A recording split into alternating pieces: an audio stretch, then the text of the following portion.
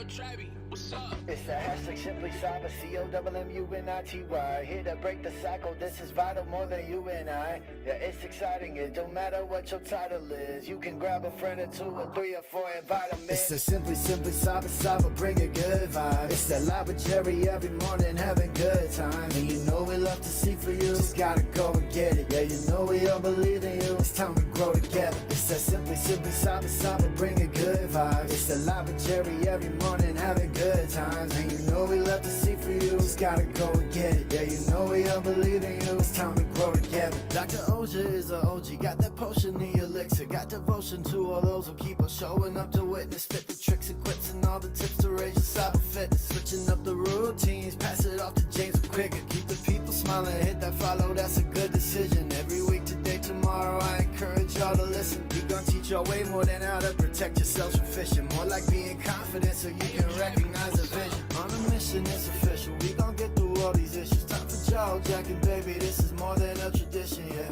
Oh, I can't forget to recognize the mods. They the engine, they the reason that you leave it feeling charged. It's that Simply Cyber, bring a good vibe. It's that live with Jerry every morning, having good times. And you know we love to see for you, just gotta go and get it. Yeah, you know we all believe in you, it's time to grow together. It's that Simply Cyber, bring a good vibe. It's that live with Jerry every morning, having good times. And you know we love to see for you, just gotta go and get it. Yeah, you know we all believe in you, it's time to grow together. Yeah.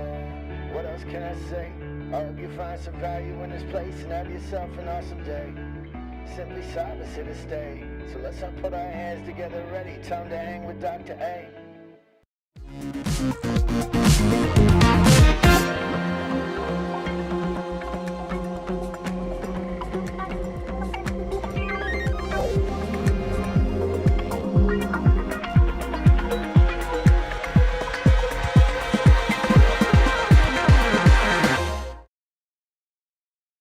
All right, good morning, everybody. Welcome to the party.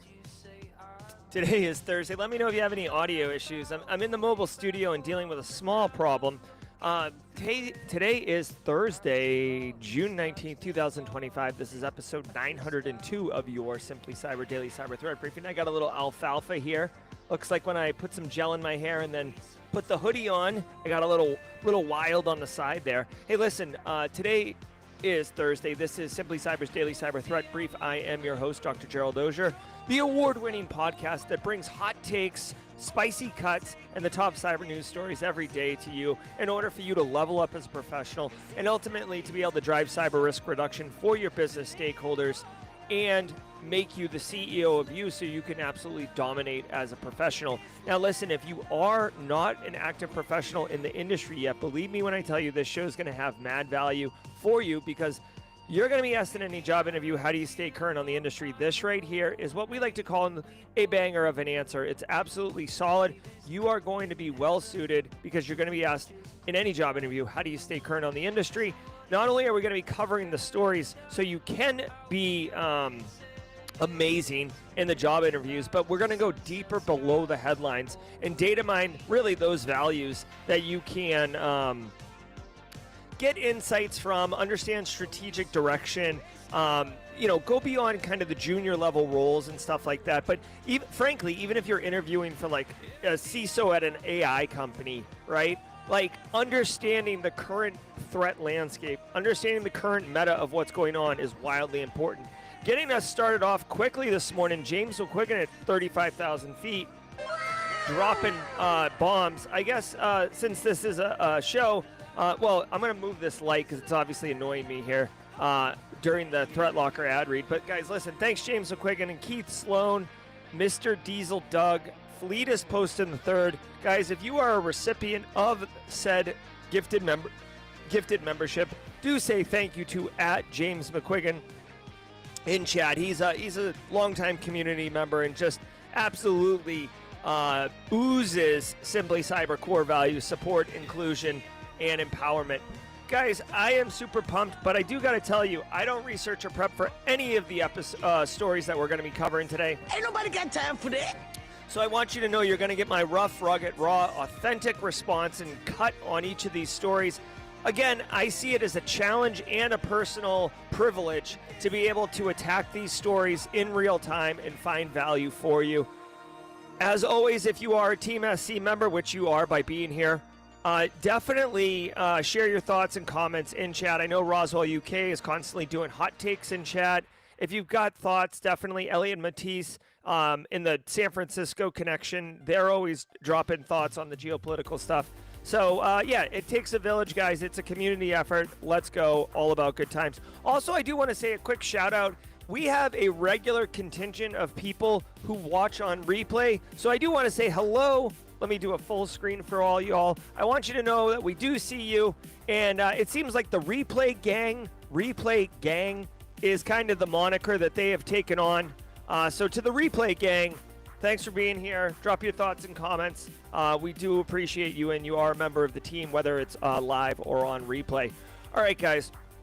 I do want to say shout out and thanks to the stream sponsors, those who enable me to bring this show to you every single day. Guys, I can't tell you enough. This might be one of those ADHD things. I can't tell you enough how much I'm staring at that light behind me. Like it's like the spider episode, except the light is inanimate and it's just there. It's like it's haunting me. All right, hey, every single episode is sponsored, and I do want to say thank you to those sponsors because they enable me to bring this show to you, and by pink lights, which then get in my shot and cause me to be distracted while I'm talking. But let me say really quickly, shout out to Delete Me. Dude, Delete Me makes it Delete Me makes it easy, quick, and safe to remove your personal data online at a time when surveillance and data breaches are common enough to make everyone vulnerable. Delete Me does all the hard work for you, wiping you and your family's personal information from data broker websites. I forgot there's a meme for the spider episode. Thank you. Who did that? Haircut Fish? Figures, yeah. All right, Delete Me does all the hard work wiping you and your family's personal information from the data broker websites. And as someone like myself with an active online presence, privacy is really important to me. I want to protect my family, protect my kids, protect my personal life, guys. Like, I'm a huge community member. I'm very extroverted, but that doesn't mean that I have to not have privacy. That doesn't give everyone an evergreen invitation into my private life.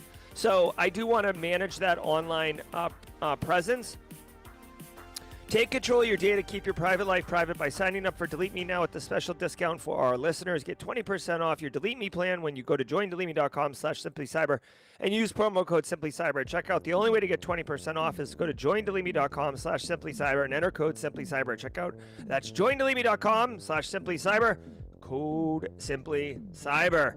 I also want to say shout out, you guys know Barricade Cyber. If you're a squad member or one of the newly minted squad members, you do have oh my god, you do have I wonder if I could, this is ridiculous, right? I just did this. You like, oh, what's he doing? Oh, nothing. You got Barricade emotes.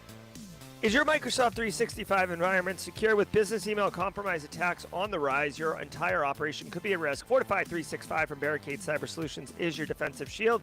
Their team of experts implements proven security standards to protect your business from cyber threats, ensure compliance, and safeguard your sensitive data.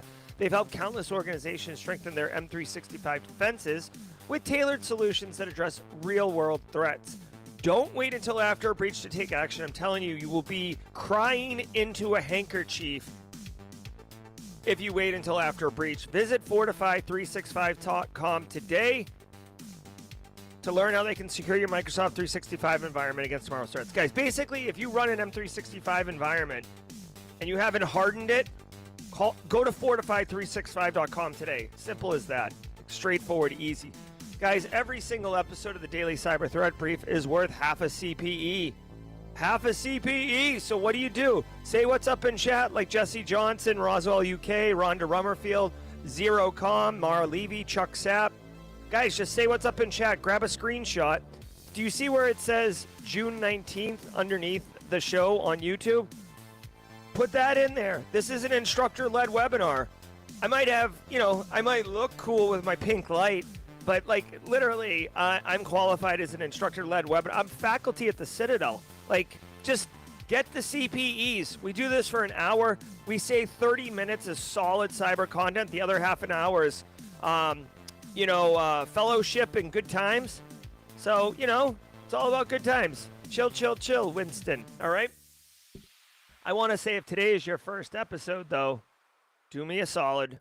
Drop a hashtag first timer in chat. Hashtag first timer in chat. Let us know that it's your first time. Not so we can call you out and embarrass you like this is some type of, 1980s college movie and there's a fraternity that you're pledging and we're going to haze you. It's literally so we can welcome you properly. Welcome to the party, pal. All right. Hey, we got Helvy Saint Prevail in chat. Helvy, good morning. I've been listening to your podcast for a while driving to work. This is my first time posting live. Thank you. I learn a lot daily. Helvy, we're going to call it a first timer. Helvy, who's hopefully stopped at a red light entering this chat. Welcome to the party, pal. Welcome to the party. And when I say welcome to the party, welcome to the chat party. All right. Oh, yeah, this is good. All right. Hey, let me run the Threat Locker ad really quickly so I can make this light in the background annoy me less. And when we come back, we're going to shred the stories. Get ready. Buckle up. I'm sure Helvy's already buckled up, but everybody else buckle up. It's about to go down. I want to give some love to the daily cyber threat brief sponsor, Threat Locker. Do zero-day exploits and supply chain attacks keep you up at night? Well, worry no more. You can harden your security with Threat Locker. Worldwide, companies like JetBlue trust Threat Locker to secure their data and keep their business operations flying high. Threat Locker takes a deny-by-default approach to cybersecurity and provides a full audit of every action allowed or blocked for risk management and compliance. Onboarding and operation is fully supported by their US-based Cyber Heroes support team. Get a free 30-day trial and learn more about how Threat Locker can help prevent ransomware and ensure compliance. Visit threatlocker.com.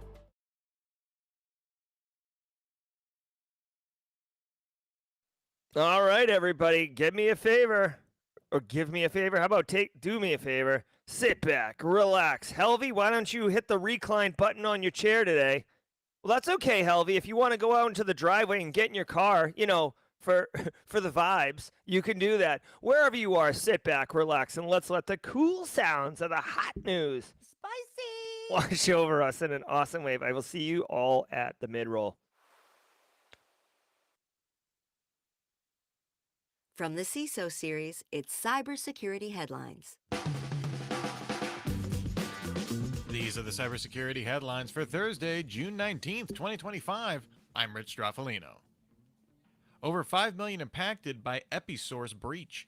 In a notice on its website, the healthcare technology services provider Episource disclosed that threat actors accessed its systems from January 27th through February 6th, 2025. In disclosure filings with the U.S. Department of Health and Human Services, it disclosed this impacted over 5.4 million people with information stolen, including social security numbers, insurance and Medicaid/Medicare numbers, and medical records. The company is working with partner doctors and health plan providers to provide notice to all impacted victims. Episource urges victims to review benefit statements for fraud. Episource experienced a similar loss of data from a cyber attack back in 2023. Wow, yeah, it sounds like this company that suffered hold on, let's see how bad the breach was in 2023. I think I'm about to go off on this one.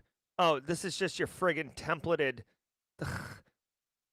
this is a templated notice of data breach. So hey, really quickly, not that this was the point of the story, but if you're looking for a data breach template, go ahead and mines will get some value from this company that really hold on. I wanna point something out to you, okay? This company, this is their breach letter from 2023. They just had another breach in 2025 to the tune of 5 million people. 5 million people, okay? That's like filling Michigan football stadium 50 times over. The largest college football stadium as far as I know, right? That's like what is the population in New York City? Hold on, NYC population. I feel like there's a million stories in the city, right? According to who said that? Was it Gangstar? 8 million people. So more than half of all of New York City. Okay. Again, I'm not a big New York City fan, but you get what I'm saying. Did they say in here that they take security seriously?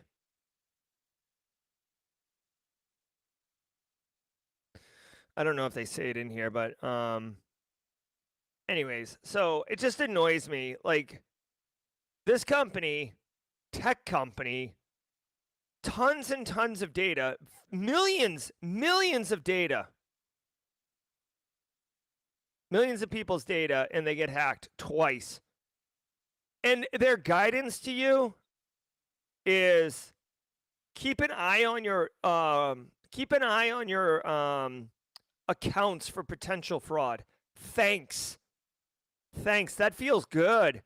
So some tech firm, some tech bro who's making, living in a modern home on, in Santa Cruz or whatever, Malibu, overlooking the mountain. And again, dude, don't get me wrong. I don't ever want to mislead that I'm some type of anti-establishment.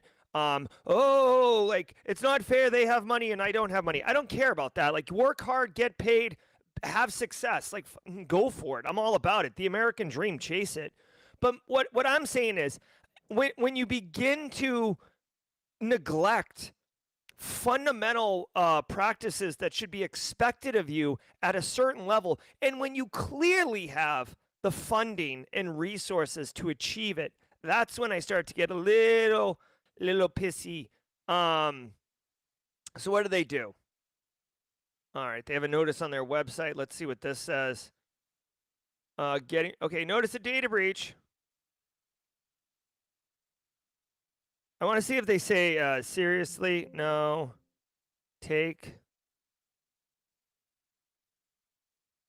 You know what I do appreciate? I do appreciate that they did not put in their notice that they take privacy and security seriously. I like it.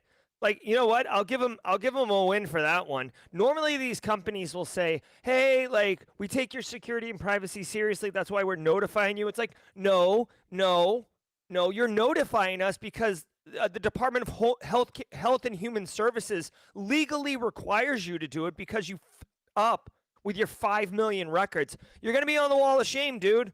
Back in the day, this used to actually mean something. Nowadays, it's like a meme. Dan Reardon could tell you about it, being a meme, not he's not on the wall. Look at under investigation. All right, look at this. This is the HHS breach portal. Any company that has healthcare, protected health information breached has to go here. And you can see right here, here's our friend Episource to the tune of 5 million records. And they're just in a sea of people. Look at this. Just on June 6th, there was 6 breaches in across the country. Now, none of them were quite 5 million. This is pretty egregious. This is bad. Just to give you perspective, okay? Now this was a bit of a different one, but in 2015, Anthem suffered the largest data breach at the time. It was national news. It was 78 million records, okay? Again, I'm just trying to give you perspective. 78 million records, and it was all across the country. This was really gnarly. But my point is, when this Anthem data breach happened, literally it was 60 Minutes, Dateline, 2020, all the major news outlets were running it for 3, 4, 5 days. Again, it was a Chinese-based threat actor who got in low and slow and cooked the database. But so just looking in here. Oh, okay, never mind. Yeah. So, anyways, if you or your loved ones somehow did some dealings with Episource, here's the thing: a tech firm providing services to the healthcare industry. So here's the thing. Let's just say, for example, Malware Trini and Davy Crack IT's data was in here. This is a supply chain, not an attack, but this is a supply chain impact, which, by the way, this is a term I'm making up right now. This is a supply chain impact. This is a victim supply chain impact. You and I went and got healthcare services from a company that we trusted to protect our data, and they outsourced services to some tech firm called Episource, and Episource didn't do it. So you and I didn't get to choose whether or not we wanted to have our data used at Episource. Episource could have been like the third dragon in the meme, the one that looks like Goofy and stuff like that. And we could have been like, no, no, no, no, no. I'm not going to use that company. That company's super dodgy. No way. Fly by night. And then by supply chain, we get to use them. Our data gets to be stuck in there, and it doesn't get protected in any proper way. And now you and I are the victims. And the company, the healthcare provider in the middle, what? You don't see their name here, do you? You don't see, like, whatever hospital you would go to if you, like, broke your leg right now. So that's my point. Like, it sucks that, like, there is a misaligned incentive. Okay, I'm going to get into some, like, heavy GRC stuff here. Okay, and run with me on this one. There is a misaligned incentive in investing in cybersecurity by organizations because they don't need to care about it because the flows downhill. And like, why would a healthcare company care in this instance to protect this information when they can outsource it to a third party who then takes all the liability, takes all the reputational damage, and the healthcare center in the middle is basically a pass-through on accountability. Do you see what I'm saying? There's a misaligned incentive. No one is incentivized to introduce cyber in these instances because what's the pain? Like, if you could commit a crime, and your neighbor goes to jail, well, I mean, maybe you like your neighbor, so you're going to try not to commit crime. But maybe you don't like your neighbor. Maybe you don't care about your neighbor. Maybe your cool neighbor who likes to come over on Sundays during game day and grill brats and drink beers with you and high five because you both like the same team, moves away, and then somebody who's a Philadelphia Eagles fan moves in next door, and you're like, you know what? Nick Foles still haunts my dreams. And you go ahead and commit a crime because it's your neighbor who's going to take the suffering. Do you see what I'm saying? There's a misaligned incentive. Whatever. Thank you for coming to my TED Talk. I hope none of us in the Simply Cyber community are affected by this. Chances are someone is at a minimum. Let's go. Predatory Sparrow strikes Iran again. The pro-Israeli hacktivist group took another swipe at Iran's financial sector, stealing over $90 million in assets from Nobitex, the country's largest crypto exchange. Predatory Sparrow took credit for the attack on social media and threatened to release Nobitex's source code and other internal information. Researchers at Elliptic confirmed it saw a $90 million asset transfer with vanity addresses used supporting Predatory Sparrow's claims. The attack comes a day after the group also took credit for an attack on a state-owned bank. Yeah. Oh, yeah. Oh, yeah. So here's another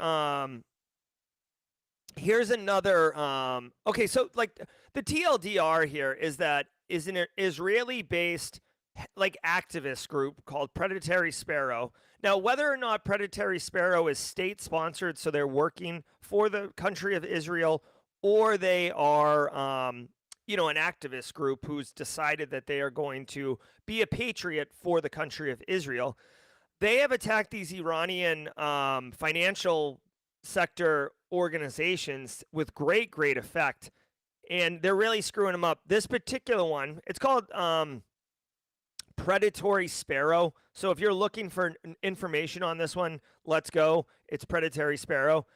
They hacked this Nobitex crypto firm, okay? And here's the thing.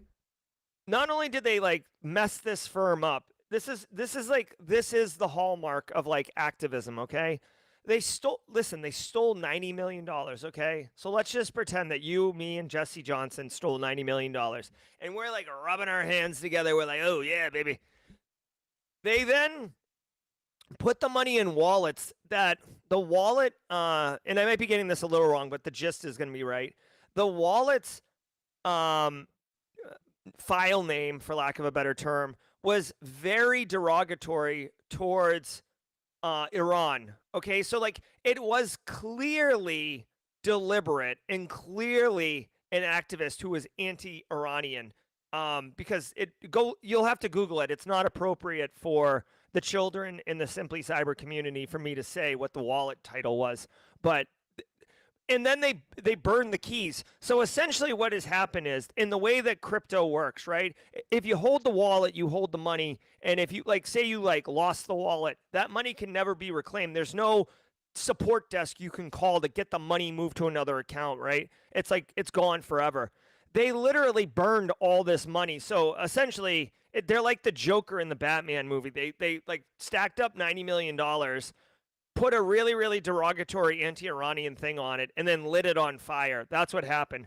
And this is, they're just damaging and hitting up these financial sectors. Now, two things. One, I don't know what the impact will be on the Iranian country in general. I don't know if this crypto firm in Iran was heavily supporting the government or if they just happen to be there, right? There's no understanding there. This particular group also attacked the state-owned bank, SEPA. That will certainly cause some problems. I will say, if you look at air traffic in the Middle East right now, there's like a big no-fly zone, except United Emirates Flight 931, which was like going Leroy Jenkins this morning for some reason, flying over. But besides that, so I do want to say, one time it's something, two times it's definitely a pattern. When we look at modern geopolitical conflicts that are military based, and we look at how cyber as a capability is employed, I look at basically the two case studies we have. We have Russia, Ukraine, and now we have Israel, Iran. And if you look at Russia, Ukraine, not when it first started, it's been ongoing, but like when it first started, do you remember the hashtag Ukraine IT Army? Hashtag IT Army? Do you remember Revil ransomware gang? Do you remember Conti kind of imploding on themselves? Lots of people declaring for Ukraine, lots of people declaring for Russia. And the hashtag IT Army is what I go to first. There was a lot of activism and people basically taking action on behalf of Ukraine or Russia to hack assets of value that they thought could help the side that they were supporting. Fast forward to Israel, Iran. Now, Iran does have a cyber capability, so let's not put that to the side. But Israel has one of the finest, if not the finest, cyber capability in the world. Maybe not the largest, but like I would call it the deepest bench as far as talent goes. So it is a little bit lopsided if you're doing a tale of the tape on Israel versus Iran from a cyber capability. But you're like, again, you see the early onset of this conflict, and all of a sudden you have activist groups that are taking essentially military high value targets, not military, but high value targets out. I would assume to see some Iranian supported activist groups trying to attack Israel based assets and so on and so forth. Again, you'll notice that they're attacking critical infrastructure. The financial sector is getting hit. I wouldn't be surprised if you start seeing like energy, communications, like telcos, ISPs, internet, energy, like, basically keeping the lights on, water possibly. I don't know what Iran's critical infrastructure looks like from a deployment perspective, but just here's the thing, TLDR, if you're it's a pretty narrow group of people that would be interested in this intel. But like, if there is a kick up on a wide scale of nation on nation action, I would almost expect to see an increase in hacktivist activity on the early onset now that it's happened twice. Data leak at Swiss banks. Both UBS and Piquet confirmed they had internal data leak through a breach at an external supplier identified by the Swiss newspaper Le Temps as the business service company Chain IQ. Leaked data includes employee data on tens of millions of UBS staff, direct internal phone lines to UBS executives, and Piquet invoice information. Both banks said the attack did not compromise any client information. Attackers published data from the attack on illicit forums on June 12th. Chain IQ said it would not disclose information on any negotiations or potential ransom demands. All right, Swiss bank hacked. Guys, again, you got to remember I'm 45, so like a lot of my nostalgic references, half of you probably read in a history book, and the other half are like, yeah, preach, I remember that too. Back in the day, dude, Swiss bank accounts was like like where you went to really hide money. Like nowadays, I feel like crypto is where you hide money and wash it and launder it. But Swiss banks was like the jam. Like if you were like a Bond villain, you definitely had a Swiss bank account.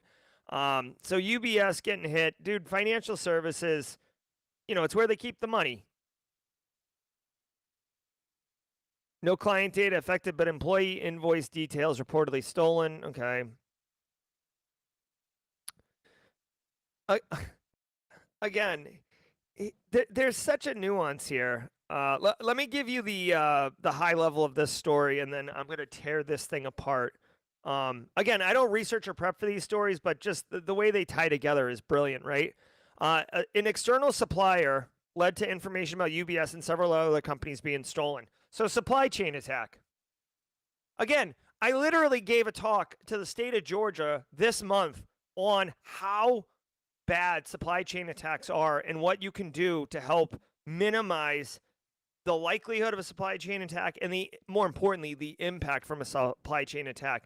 Go look at NIST CSF. In version 1.1, they actually introduced supply chain as a category because it's so prevalent. We got another one right here. Now, yes, exactly. Thank you. Like here, Jenny Housley dropping this in chat. This guy right here. Where is it? This guy right here. Not the cat, the guy. Definitely has a Swiss bank account. In fact, this cat might even have a Swiss bank account now that I think about it. All right. So they leaked cash included direct internal lines, UBS CEO, whatever. Dude, UBS did everything they could to mitigate the situation, handle it. Whoever's doing the work with them probably is going to get the contract's probably going to get terminated. This is great. So based on this story, it looks like both UBS and Pictet, two financial Swiss companies, had great detections in place, even for supply chain attacks, and were able to mitigate and respond quickly. Now, once the data is out the door, you can't get it back. I mean, very, very, very seldomly are we able to get money back or data back. Usually it's out in the wind. In fact, literally, the only time I've ever seen it get taken back is when the U.S. federal government exercised all of its resources to get the money back from DarkSide during the Colonial Pipeline attack.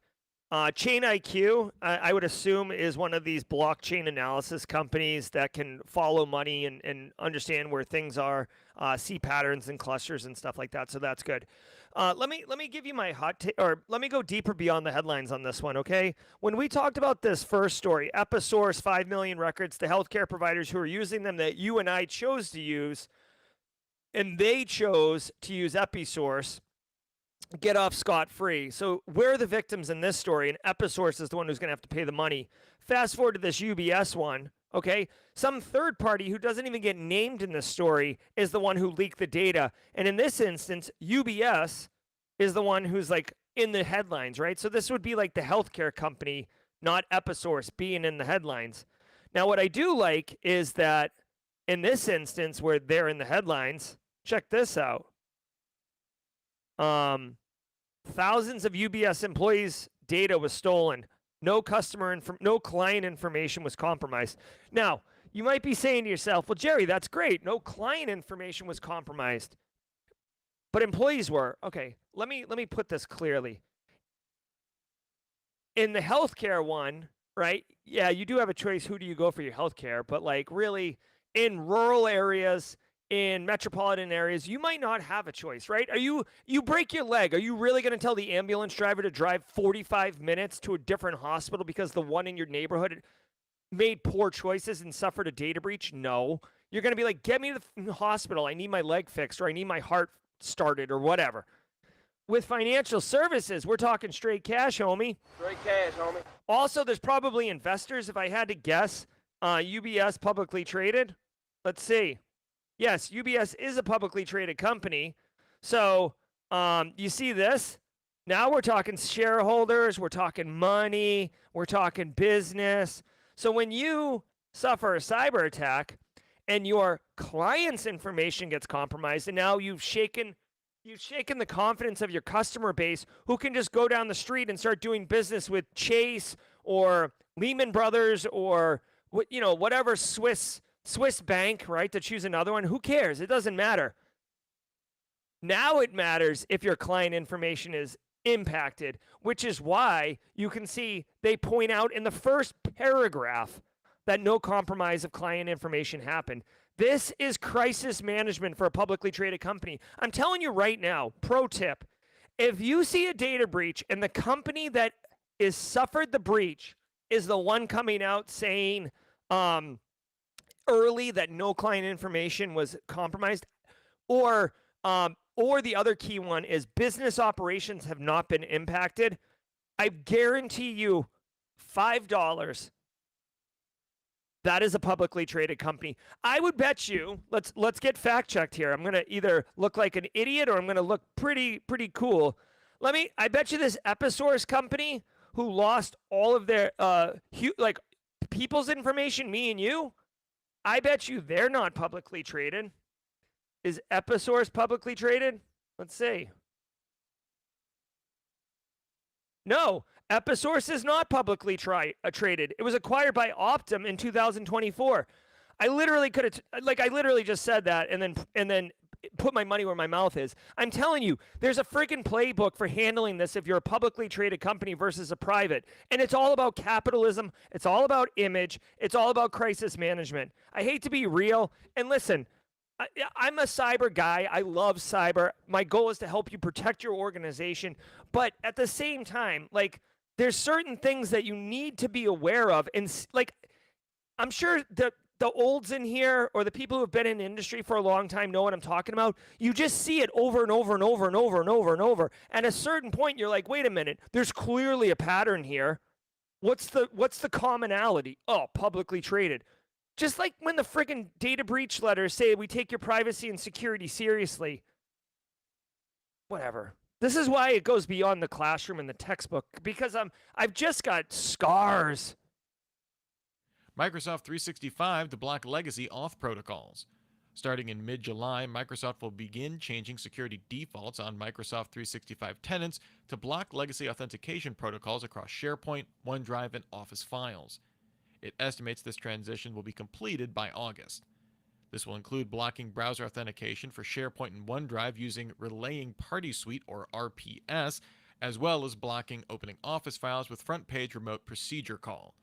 Microsoft said these protocols are vulnerable to brute force and phishing attacks. The company will also update app consent policies to prevent users from granting third-party apps file access by default without admin approval.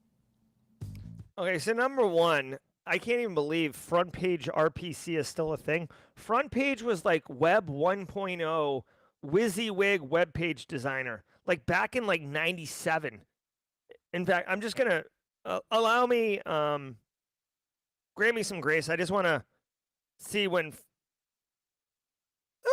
1997. Oh my God, nailing it today. Okay, sorry. It gives me great joy when I try to do something like a NIST control number or something like that. All right, here's the TLDR for this one. This probably won't affect many of us, but just be ready.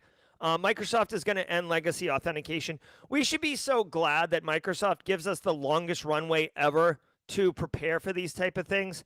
Here's the idea, guys. Mid-July 2025 through August 2025, and literally, this is the one thing you need to know. Mid-July through August 2025, if you're using Microsoft 365 and for whatever reason you have legacy authentication enabled or configured in certain places, it's going to break. That's it. I have done change management many, many times. Here's the reality. I'm going to do it quick because we're kind of running behind on time. Number one, you can communicate the living crap out of this. You could tell everybody this is coming. You could send reminders every single day. 20% of your workforce is going to call you on the day it breaks and ask you, why is it not working? Just get ready for that. Number two, it's happening and you can't stop it. Microsoft is doing it from the tenant, underneath. So it's happening. Good.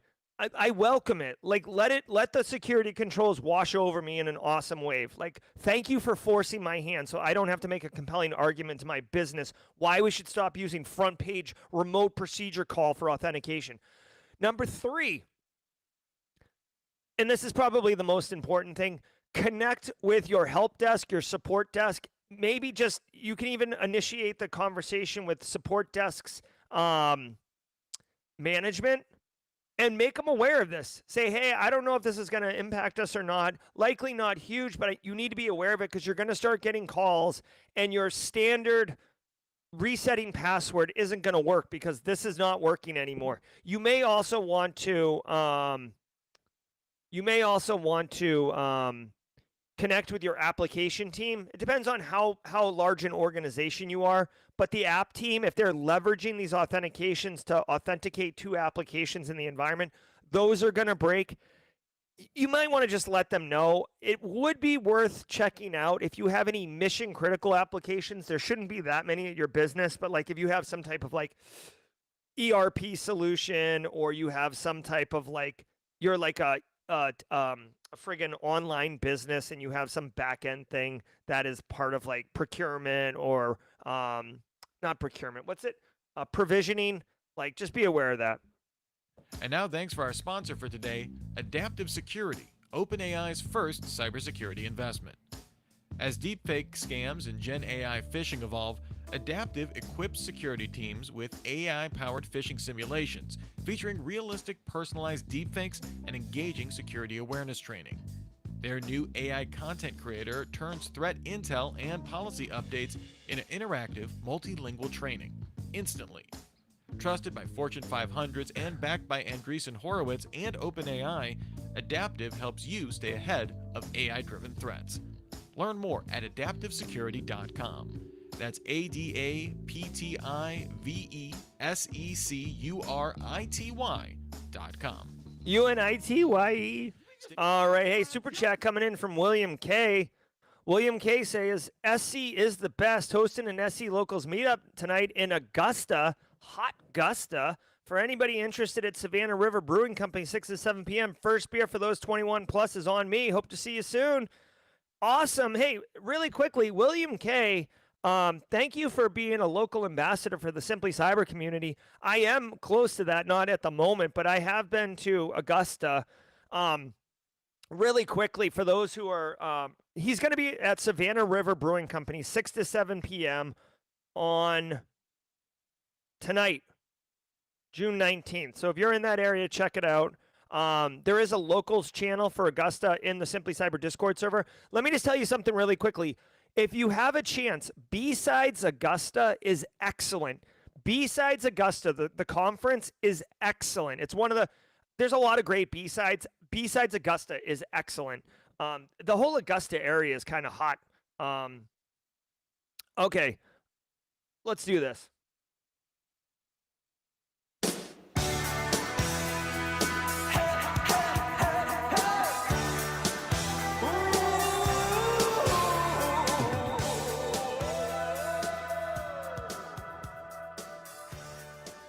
All right, holla, holla, holla, holla, holla. What's up, everybody? Guys, I want to say thank you. Shout out to all of you. Shout out to Eric Taylor. Shout out to Roswell, UK. Shout out to William K. and the local crew up in the Augusta area. Brendan's here. Tech Grunt, my man Luke Canfield, Bruise and Hacks, Kia Ora. Thank you to the stream sponsors. We already talked about Barricade and their Fortify 365 solution, Threat Locker and their AppSec solution, Delete Me and their privacy solution. Guys, let me also tell you about Antisyphon training. I actually had a call with Antisyphon. Like, if you didn't know, Simply Cyber is very tightly coupled with Black Hills InfoSec and Antisyphon training. We're really good friends with everybody over there. Coffee Man with a super chat. Thank you, Coffee Man. Coffee cup cheers from the team Sippy Cup.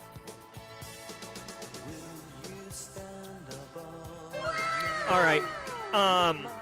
Antisyphon training. Love what they're doing, guys. Go to antisyphontraining.com. There is a link in the description below if you want. It's easy. They have training all the time. Right now is day 4 of John Strand's Active Defense and Cyber Deception. Sound off in chat if you've been taking his training this week. Sound off in chat and let us know what your experience has been. I promoted it very heavily. I've taken it. I loved that class. I like low-key love John Strand, like in a very like brother way. He sets a good tone for everybody. But you can look at all this training that's coming up. Go to Antisyphon Training. They make top-edge cybersecurity training at very affordable prices, in some instances free, to make it accessible to everyone. Antisyphon Training, definitely appreciate their sponsorship. Guys, every single day of the week has a special segment, and Thursdays is none other than What's Your Meme Thursday. Dan Reardon, longtime community member, really awesome guy. He has been crushing it for so long. And the meme of this week, okay, really quickly. If you didn't know, I've been talking about DayZ a lot. Like, I like, there's a video game called DayZ, and the thing about this game is it's incredibly hard. It's a survival-based game. There's literally no mission. There's no point. There's no way to win it. It's like an immersion simulator that's like super hard. And for some reason, I'm addicted to it. And the thing is, you can't play it for like 10 minutes. Like, it's a minimum 2-hour commit. Minimum 2-hour commit. And I've been moving and getting ready and spending time with family, and I haven't been able to play it. And I can't stop thinking about it. I think about it often. So Dan Reardon, inspired by this, made the meme of the week. So ladies and gentlemen, I give you Haircut Fish's meme of the week. You got some of that DayZ? Hey, you got some of that DayZ? All right. Hey, thank you very much, Dan Reardon. I appreciate it. And I got to tell you, this is pretty much on brand for my inner monologue and what's going on. In fact, I literally do the show every morning so I can have an hour and a half of not thinking about DayZ. All right. Let's get our la-la-las on, y'all.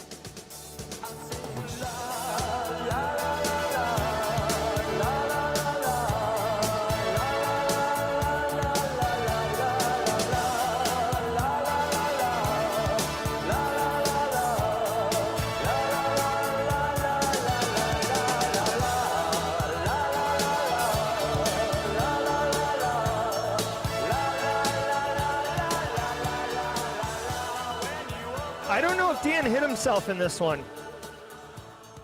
I don't know if Dan hit himself in them. Although, hey, really quick, I didn't realize there was such a DayZ contingent in the Simply Cyber community. I see people marking how many thousands of hours they have. It is a lifestyle. Dude, I don't even know what to tell you. Like, if you were to play DayZ for just 20 minutes, you would just spend it running. Like, there's no game. Personally, I'm trying to find I'm trying to get geared up, kill a deer or something, get some food, and then hike the red trail, which takes like 4 to 6 hours. It's ridiculous. I can't even explain it. Like, I wish I could remove it from my inner monologue, but it just lives there rent free. All right, guys, let's keep crushing it. Finish strong. Let's go. State healthcare exchanges share data with big tech. An investigation by the Markup and Cal Matters found that 4 state-run insurance marketplace sites share sensitive information through embedded advertising trackers on their sites. The investigation looked at exchanges operated by 20 states overall. Nevada's exchange shared prescription and dosage information with LinkedIn and Snapchat. Maine's and Rhode Island's exchanges shared the same information as well as doctors visited with Google. Massachusetts shared some disability and pregnancy information with Google. Part of the issue is that some exchanges use separate sites to connect users with insurance plans, and those services use embedded trackers. All exchanges removed the trackers when alerted by investigators, maintaining that they did not store any personally identifiable information. Okay, number one, I'm stunned that Massachusetts is on this list, okay? I'm stunned Maine is on this list. Maine and Massachusetts and California have long been like the champions of, privacy and individual privacy in the United States. Like, anytime you hear about a data breach, like, usually the Maine Attorney General's office is somehow involved in like forcing the issue. Massachusetts has been hot on that for a number of years. So I don't even know if these healthcare exchanges in these states knew one way or the other. But yeah, dude, this is kind of like a supply chain thing. And I know people think that I'm wearing a tinfoil hat over here, but like literally, data is the new gold. People make tons of money off of data, right? Go look. Like, go. Oh, what do we got here? Become best friends. Yep. James O'Quigan with a super chat. Big shout out to Nelson Rivera and Jonathan Haynes, who I met at NJ, SecCon, and EduCon, respectively. Thanks for stopping by, Team SC. Yeah, thank you. Now that James has said his name out loud, I was protecting his identity, but I'm going to. So, shout out to Nelson Rivera. James actually sent me a picture with Nelson. Nelson's been an OG, like, since, like, the double-digit episodes, and he's just been team, lurker or passive observer, never commenting, always listening. So, Nelson, thanks for being here, bud. Welcome to the party, pal. Guys, if you go look in wherever the closest harbor is in your area, and you look in it and you see any boat that's like bigger than a center console, chances are the person who owns that boat either came from money or they somehow do a business that has to do with data. I'm telling you, data is so valuable. Case in point, when an individual on a website for like healthcare indicated that they took fluoxetine, commonly known as Prozac, on this Nevada healthcare web application thing. So like they're using a web app program and they indicate that they take this. That data was sent to LinkedIn.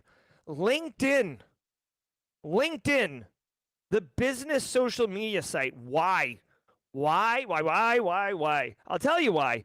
Because LinkedIn sells a premium subscription that's like expensive. It's like $100 a month or something like that. And they will connect you with people. Now imagine that you're a person who is selling pharmaceuticals or you're targeting people. I think Prozac is antidepressant. So maybe you're trying to market a new antidepressant. You can target your ads. It's gross. Let's get more nefarious, shall we? What if you're taking a drug and you fill out this friggin' web app form that you think is secure? You fill out a form and you say that you're taking drugs or you're seeking counseling for dealing with a gambling addiction. Oh, wouldn't it be awesome for like, I don't know, Atlantic City or Las Vegas or Caesars or MGM Grand to market directly to you? Because they know that you've got a disease that would compel you to spend your money with them. Gross. All right. Linux distros vulnerable to LPE vulnerabilities. Researchers at the Qualys Threat Research Unit discovered 2 new local privilege escalation or LPE vulnerabilities impacting many prominent Linux distributions. One flaw in the pluggable authentication modules framework on SUSE Linux 15 allows attackers to obtain allow active user privileges. The other impacts the udisk daemon, a default storage management service on most distributions that allows the same privilege escalation through a flaw in libblockdev. While these can be chained easily to attack SUSE systems, the researchers also created POCs to obtain root privileges on Ubuntu, Debian, and Fedora. Patches for both are now available. All right.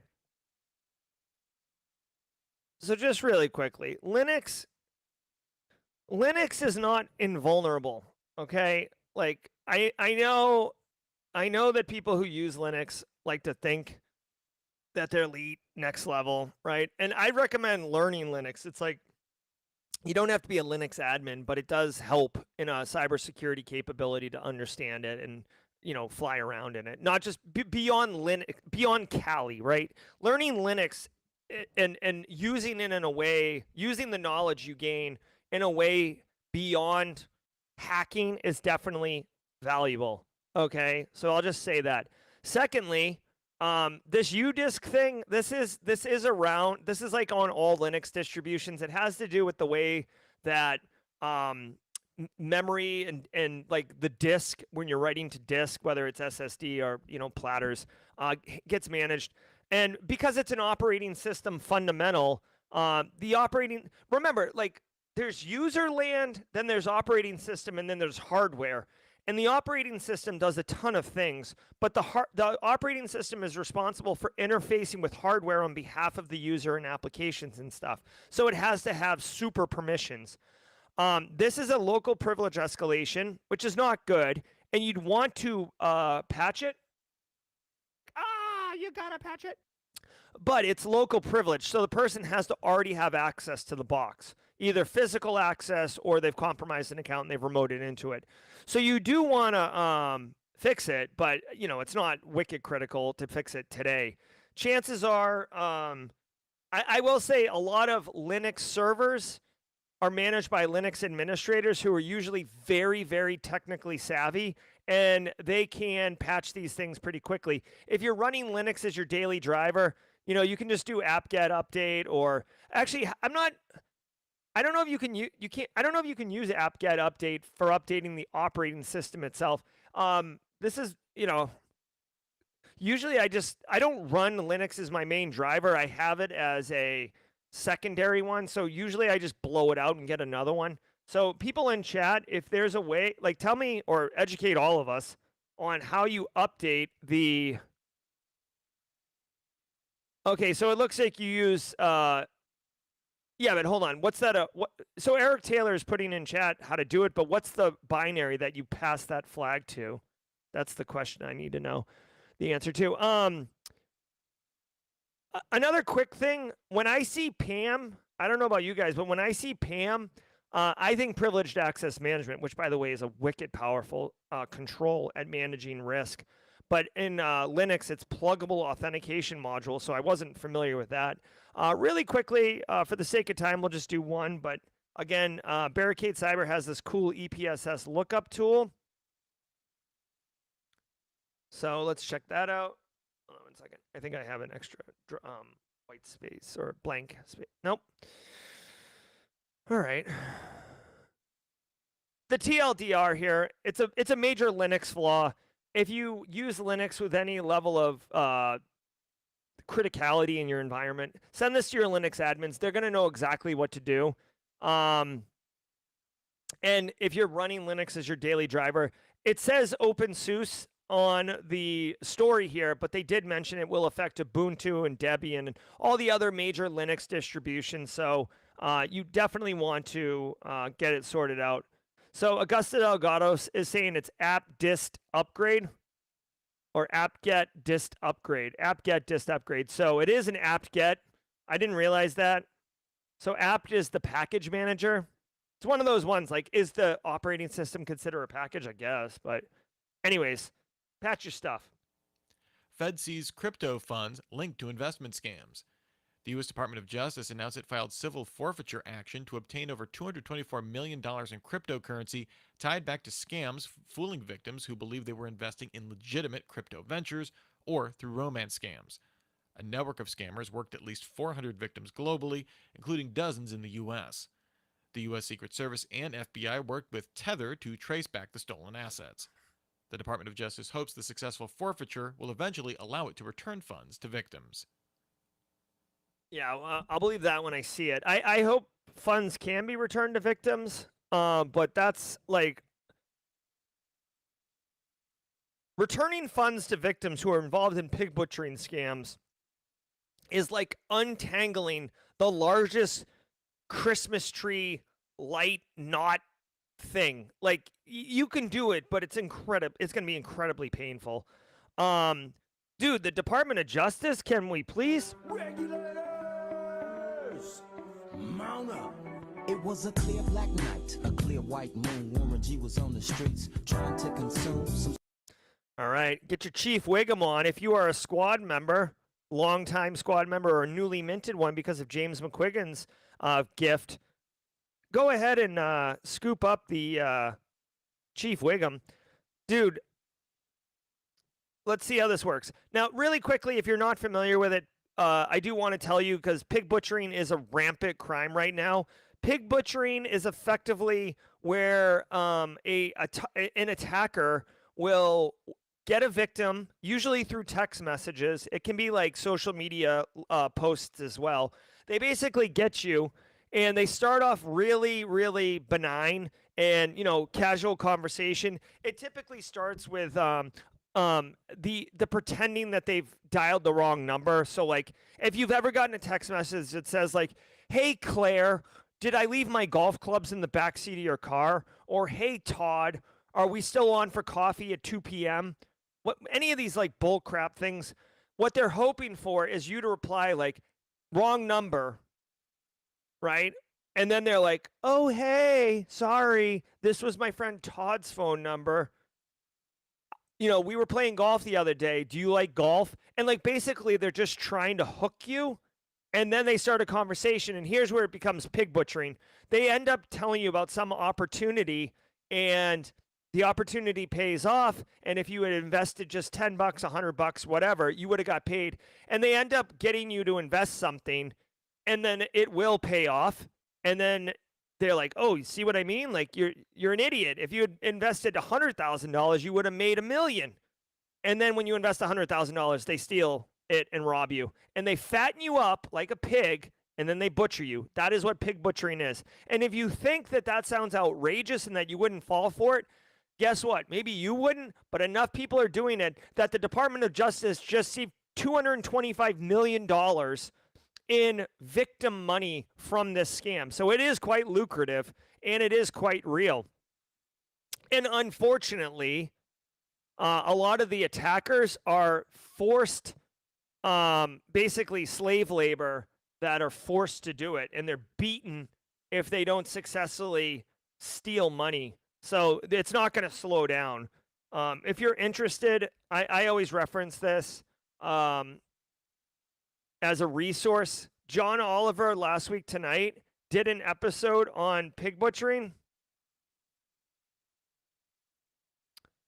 Okay, this is a fantastic resource, 25 minutes long. It fully goes into the bowels of the pig butchering industry and everything about it. Again, this is like anytime there's something, Darknet Diaries, Wired Stories, and John Oliver last week tonight is typically the things I'll refer to if you want to go deep, because they do a great job of breaking it down and giving you all like the details in a digestible way. So if you want to learn more about pig butchering, it's crazy how it's working, that whole industry.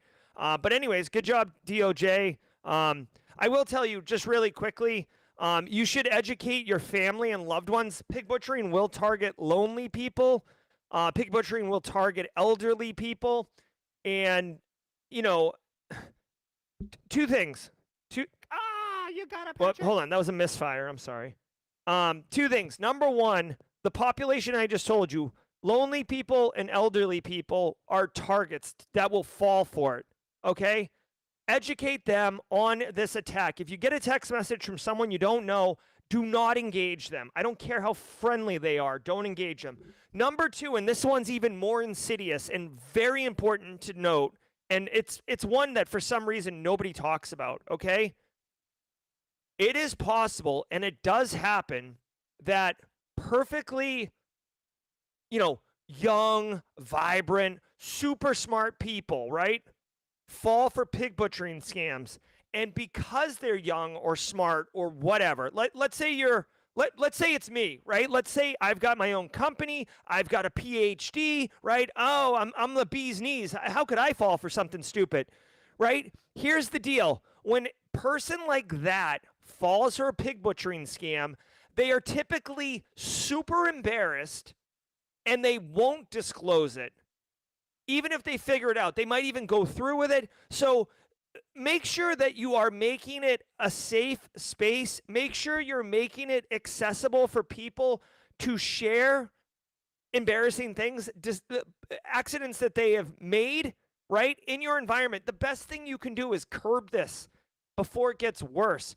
I personally, really quickly, again, people crap on GRC, but whatever. Like, I personally have always made it a point in any business that I am the leader in information security or just the leader on the GRC side in information security.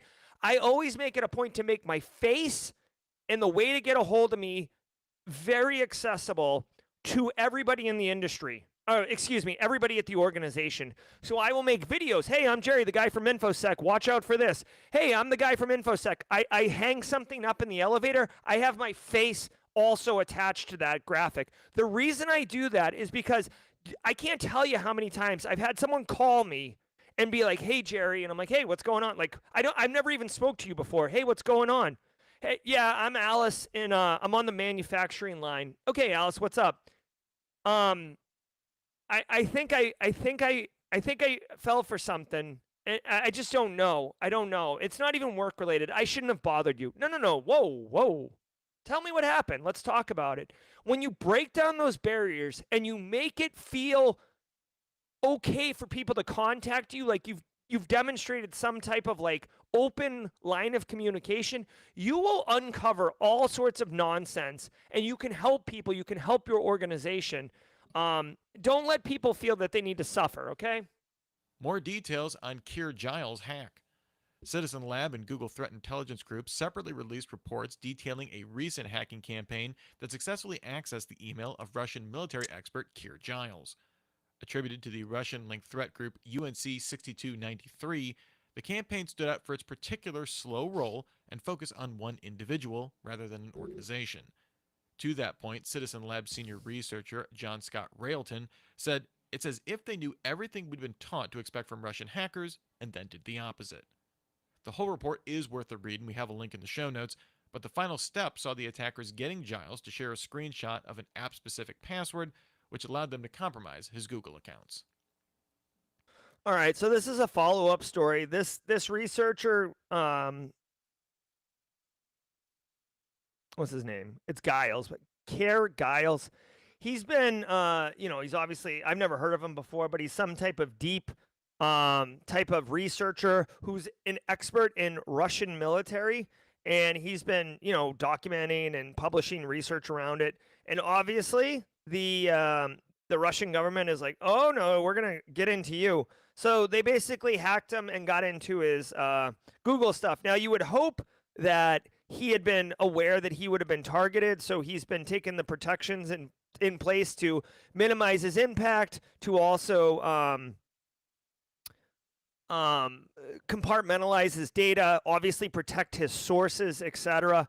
But what I want to bring, so this is the story, but what I want to bring your attention to is something very, very specific, okay? The way that they did it is they hacked Giles' network, like people network, and then went through that into him. This is a sophisticated threat actor attack methodology, and I want to call your attention to this. Okay, I drove to many of you know, recently I drove 17 hours, and during that drive I listened to a lot of Darknet Diaries. Darknet Diaries is a cybersecurity storytelling podcast run by Jack Resider.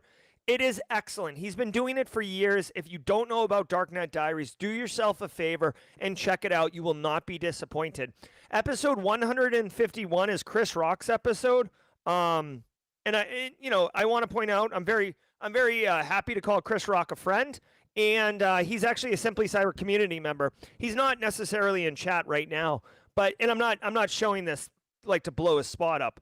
What I want to call your attention to is in this interview, Chris talks about specifically an operation that he did, and he talks about how the goal was to attack the CEO of a company to uncover whether or not they were doing nefarious things with an investor's money.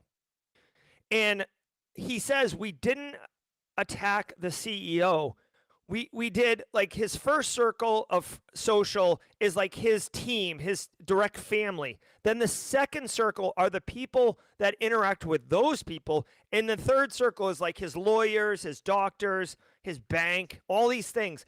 And Chris talks about how you build up infrastructure by kind of attacking on the perimeter where it's way softer and working your way in until ultimately you get to your main target.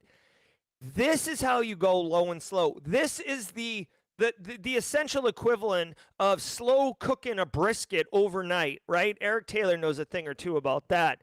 If you just go whole hog, right? If you're the bull on the top of the hill and you just run down as quickly as you can and grab the first cow you can get, sure, you can do that. But, the wise, learned bull strolls on down, if you're picking up what I'm putting down. All right. So anyways, this episode is very good and worth listening to.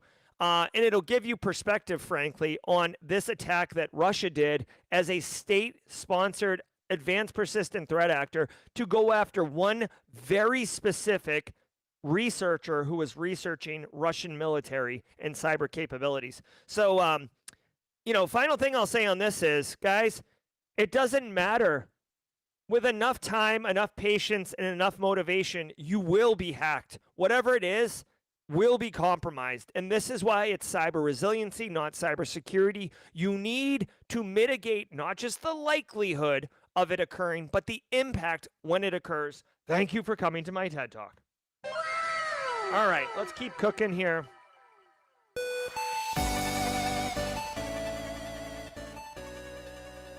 Oh my God, top of the hour, and you guys thought the value train was done?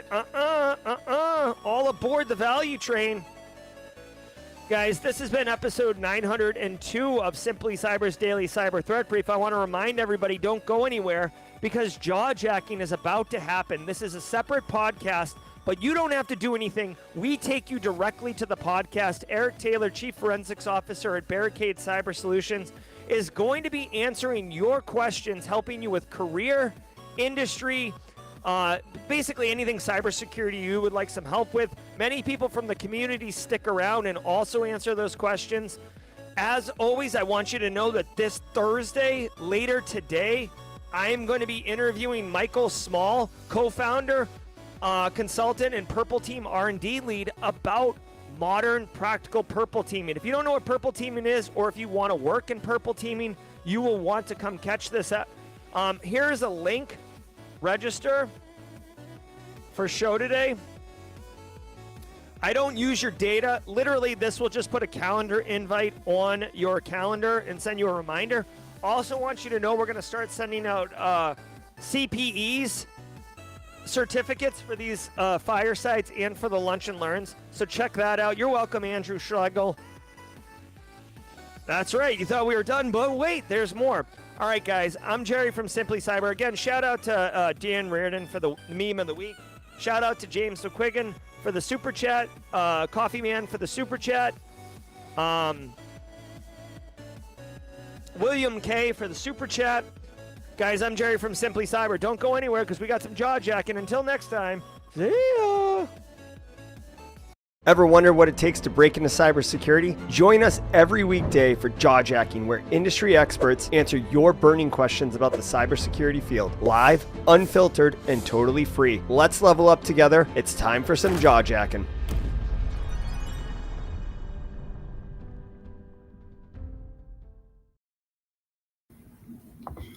What's going on? Good morning, good afternoon, good evening, wherever in the world you are. Thanks so much for tuning in for Jaw Jacking.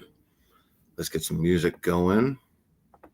As you can tell, Dr. Gerald Auger is traveling. I am traveling because it's not our normal setup, right? Getting whitewashed by the sun back there.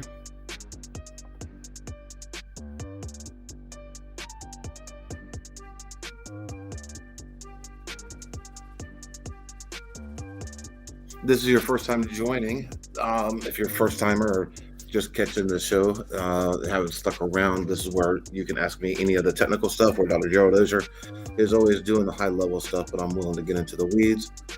So ask me whatever you want. Just put a Q and a colon mark so that way we can easily find it. For the mods there, just know I don't have, I'm traveling, or you can see I'm traveling, so I don't have Discord on my laptop, and I don't do that. So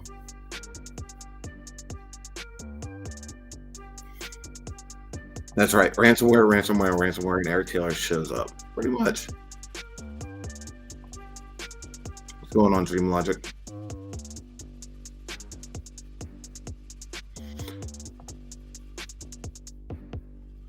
Where in the world is Waldo, aka Eric? I'm traveling. That's all I'll say. There's a so if you've been part of this show for a while, there's a lot of stuff I keep very close to the chest. So a lot of times when I'm traveling, I don't announce where I'm at and I'm over paranoid a lot on this one, right? So there's people I want to keep as safe as possible, so I don't ever disclose where I'm at or what I'm doing. So I will say it's not work related, it's personal. So all right, got some questions coming in. What are the best beginner friendly SIM tools that I could use to get more familiar with logs? I would say Elk. Go look at Elk, and it's a little bit of a resource intensive application because there's 3 of them. It's Logstash, Kibana, and I can't remember what the E stands for. Bear with me a second. Elasticsearch, there it is. So yeah, go look at Elk, ELK, Echo Lima Kilo, and take a look at that. It's a very open source application. That way you can be able to use and be able to mess around with stuff. And you can get stuff from like a DFIR report and some other publications to be able to download and ingest into Elk and really mess with it, right? So let us know what your thoughts are on that.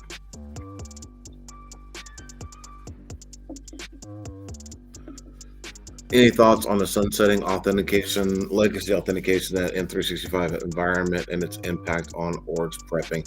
Yeah, I mean, Jerry, it's going to be a lot of pushback, right? And I think I came in late to the party for the stream today, but I think you were even talking about where people you're going to wait till the last second to even do something. A lot of organizations are not even going to do anything. Let me see if I can adjust that a little bit. And they're just not going to be up to date. Legacy auth is always, I think it's always going to be there, unfortunately, because there's going to be connectors and things like that. There's one thing that folks do not remember or do not consider, I should say, is being able to share point and stuff from a printer. Right, when you're going completely paperless, you need a lot of people are in an office still, and they will use their, the printer, the big Canon Multa, the Canon, whatever it is, to scan a document, and they want to drop it into OneDrive, SharePoint, or something like that instead of sending to the computer, then uploading. It's a business operation workflow, and a lot of those things do not support the modern authentication that is required for Microsoft. So that's why the connectors are going to be built and other legacy stuff will be excluded. So time will tell how well that goes, but everybody's going to wait till the last possible minute to do anything.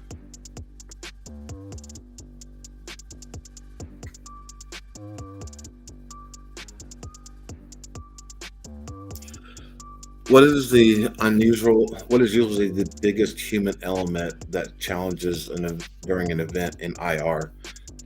Road blocking, both of information and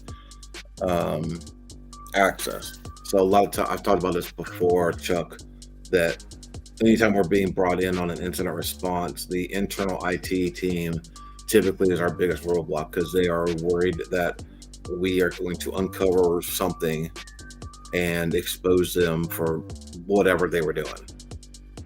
And I have to always make sure I communicate that up front, especially when we're doing our kickoff calls and getting into it. It's like, look, we're all on the same side here. I don't care if you are doing whatever. As long as it's not illegal, like federal level, I really don't care. I really don't.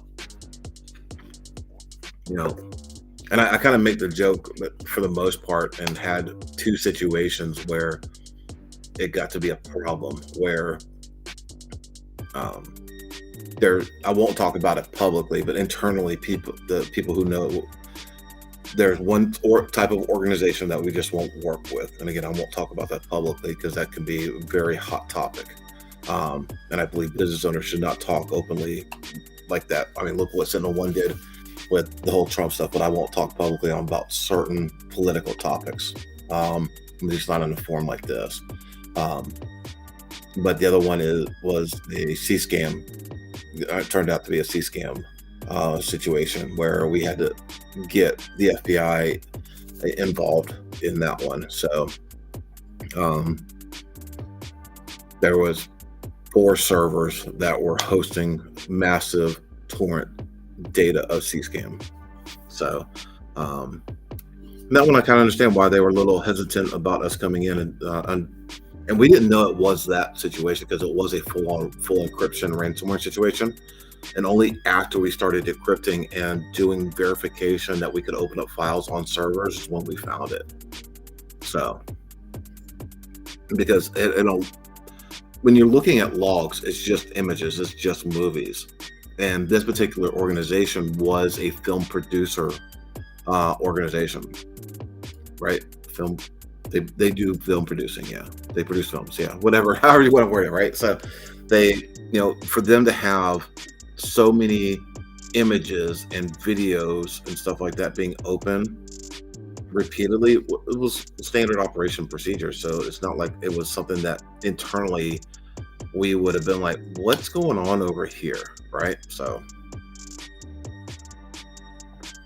and it was only toward the end of it.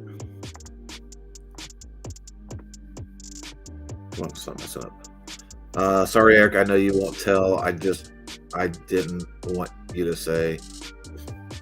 I don't understand that, Carrie. Are you just saying that because for me to talk about keeping travel and who you're traveling with private? Maybe, I don't know. One thing to remember when you're traveling and you got to get your TSA wants you to have your face scanned before you go in for your screening. That picture is completely voluntary. And I don't think I have to tell this group of people, but we've all seen where companies say they're going to delete your data after use, and they never do, and they've got petabytes of data from years ago. And the part that really worries me about that is that picture can be easily used in falsifying legal documentation. Because you're standing there, right? You're standing there, like you're doing a DMV photo. So they take all the other data that's potentially been leaked out, and they can use that image, and there you go. It's all about the chain effect, right?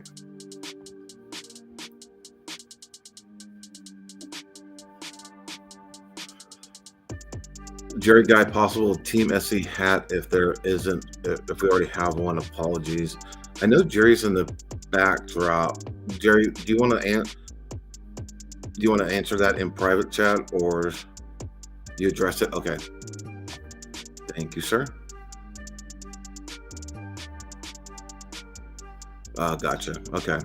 So Jerry does say that you guys have a hat in the store. It's just not a Team SC one. Question from Random X for for EDR. What do you think of SCCM? Is it just as vulnerable as Windows? Yes, it is. Unfortunately.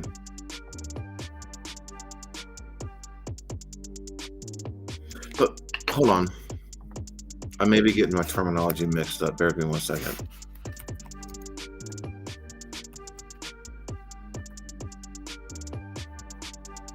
Yeah, that's after I said that, I remember what SCCM is. So that is, I wanted to confirm before I really double talked out of my backside there. That is the configuration management, right? So SCCM is the System Center Configuration Manager.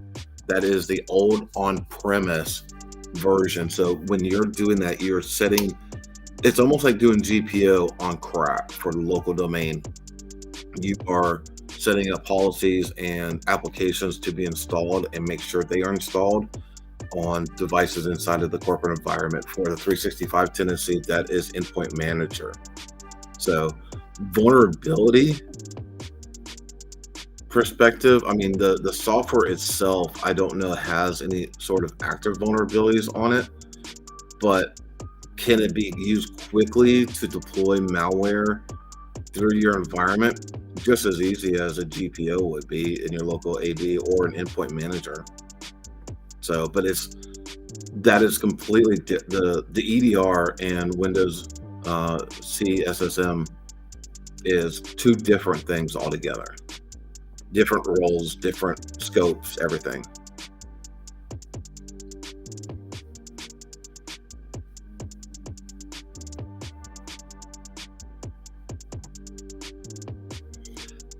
How's your week going? Been busy. Been doing traveling, but spending some personal time doing some stuff, so that's been good. I will say, don't forget if you're going completely passwordless, you might not want to forget your primary YubiKey somewhere. So I have emergency ones that I carry with me all the time. You know, there's the point of having emergency ones, but I have very limited scope of what I can do. So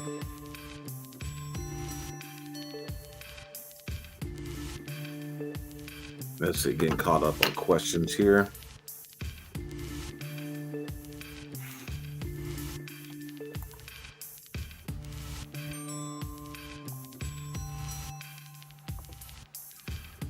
Question from Cam Goddard.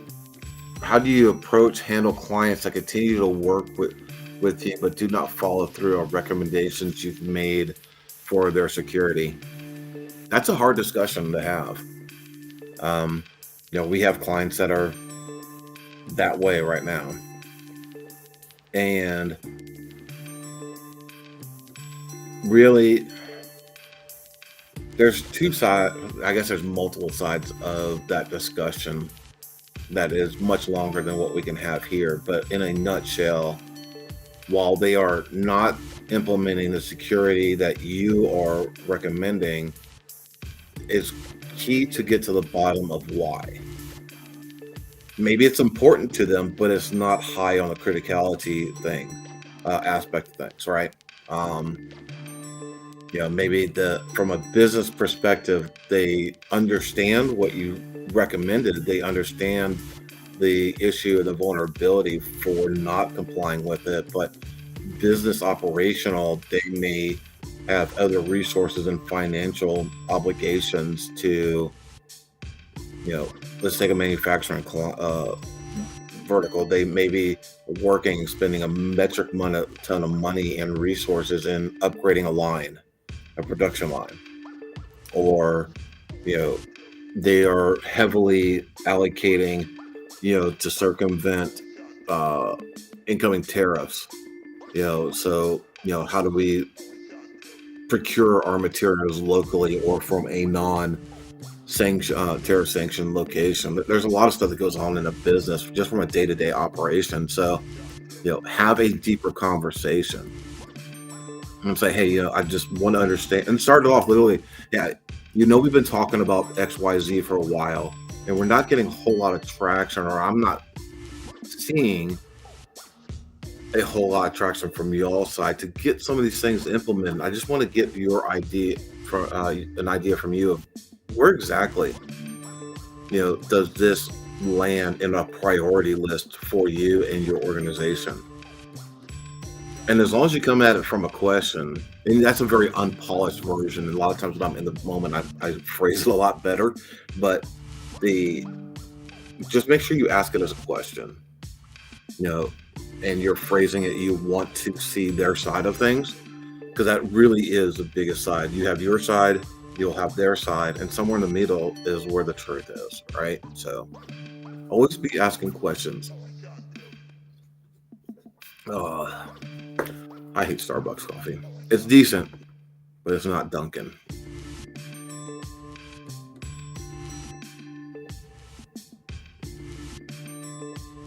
Let's see. Question from John. Thoughts on companies leaving O365 for Linux-based solutions? Yeah, I'll go back to the previous topic that Cam got. I would want to know the reason for it. So we have and had a lot of organizations that love Linux, and they have an on-premise mail server. Totally get it.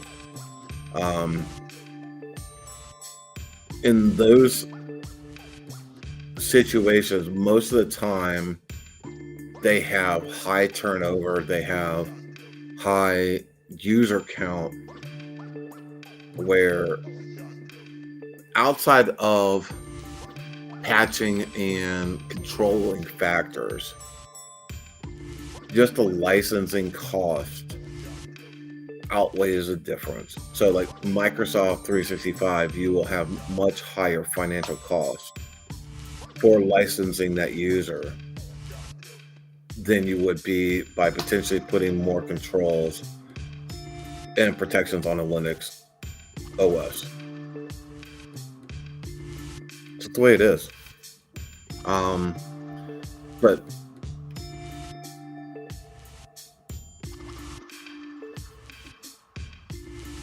yeah, you really just got to ask some more questions and get more insights from that organization.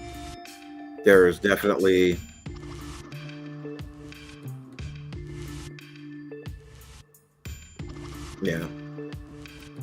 there's a lot of people who would just shit on you because you want to do it, even if you wanted to stick with Microsoft Exchange, but do it on. I mean, there's just a lot of flexibility that you get with an on-premise server that you just don't get with 365. A lot of the custom integrations and things of that nature, just because it is local. So it does open up the door for a lot of stuff.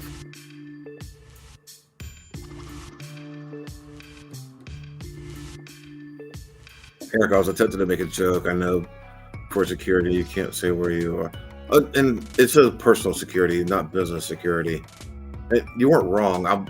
Carrie, one thing, Carrie, you got to understand, bud, is, we seem to have this conversation a lot, but I just want to be clear, as I said to the other one, having a conversation, folks, have face-to-face, like get on a Zoom or Teams call, because text is sometimes the worst thing, right?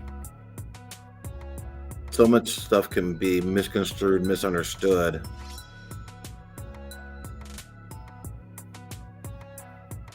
Implied. So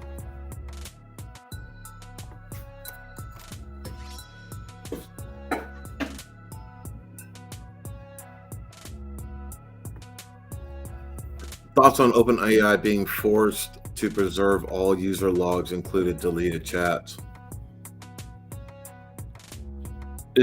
I haven't read up on that.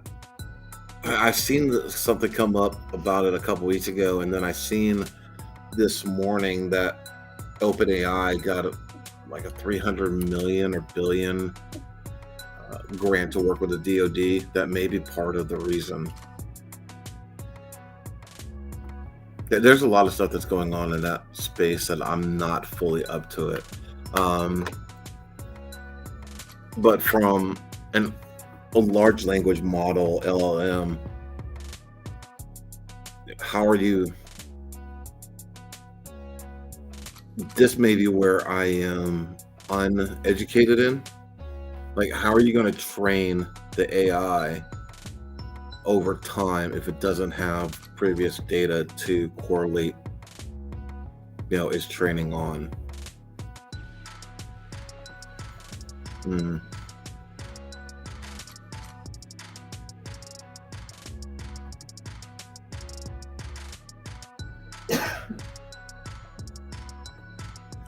Let's see. Question: is it good to have two professions in cybersecurity, like GRC and pen testing or SOC analyst? Yeah.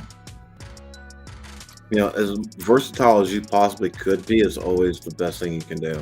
Because we talked about it ad nauseum. Here, the job market is just complete trash. So any way that you could potentially stand out more in the workspace, the better you are. But I would say, don't go for a second profession just because it sounds or seems cool. something that you're passionate about. So, I mean, a lot of people are not going to want to do pen testing, especially in GRC. I can't imagine many GRC people want to be pen testers, or vice versa. All right, bear with me 1 second. I am going to do the technical difficulty thing here for just a moment. I'm going to close this blind right behind me, so bear with me a second.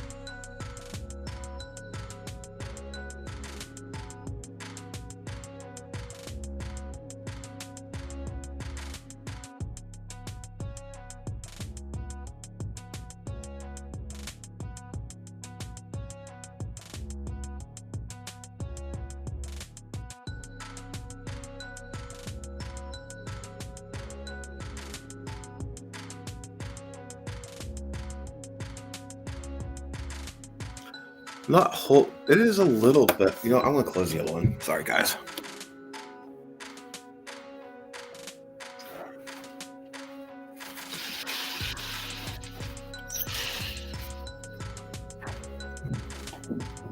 That's a little better.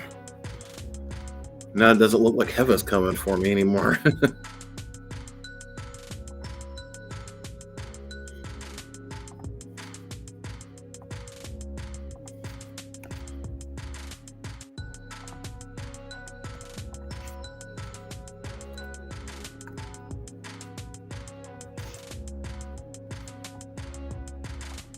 Let's see.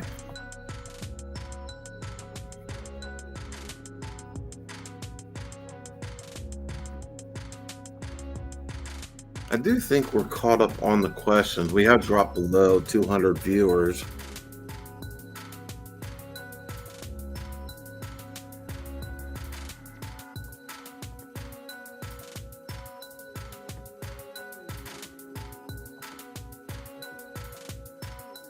Yeah, it does look like we're caught up. Let me just scroll to the bottom of the chat here.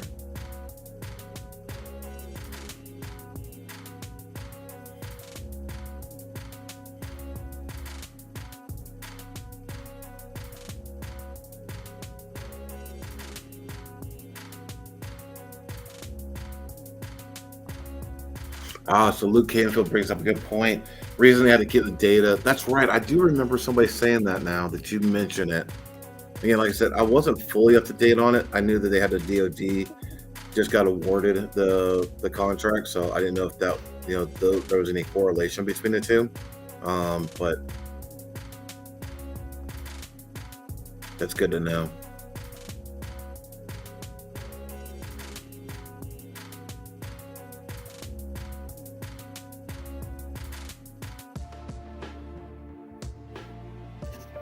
All right, if y'all got any more questions, definitely drop them in the chat. If not, we'll go ahead and bow out for the day. I know I will not be on the panel tomorrow. I know most of the time I'm not in the panels, but I will definitely not be tomorrow.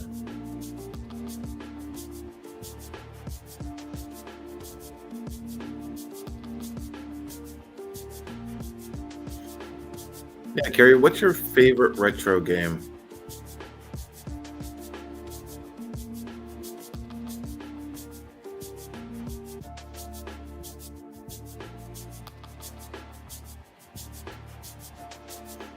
Carrie, did you ever do the old quarter string trick? Like you take the string on a quarter and put it in there and then, just kept getting plays? Were you one of those kids?